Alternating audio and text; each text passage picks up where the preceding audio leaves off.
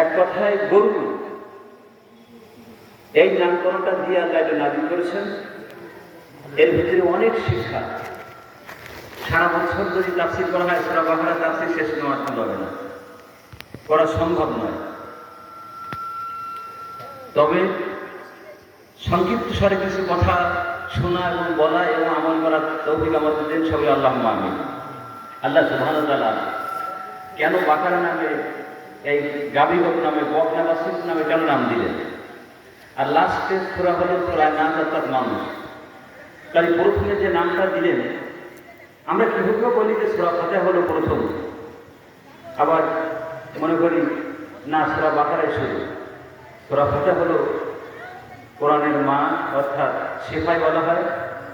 বিভিন্ন প্রেক্ষাপট অনেকগুলো কারণে সূরা ফাতিহা আসে, সেদিকে আমি যাচ্ছি না। তবে বৃহৎ আকারে সূরা ফাতিহার পরেই কিন্তু বাকারা আল্লাহ তাআলা দিয়েছেন। এই বাকারা দিয়ে আল্লাহ তাআলা বলতে চাচ্ছেন যে মানুষের চরিত্র দুই ভাগে বিভক্ত, গোটা বিশ্বের মানুষ চার ভাগে বিভক্ত। তো কোরআন সুন্নাহর মতে হলো মূল যে কথাটা বলা হচ্ছে যে আল্লাহর পক্ষে এবং বিপক্ষে, শয়তানের পক্ষে এবং আল্লাহর পক্ষে। তো যতগুলো দল মধ্যে আছে কোরআন সুন্নাহর পক্ষে থাকলে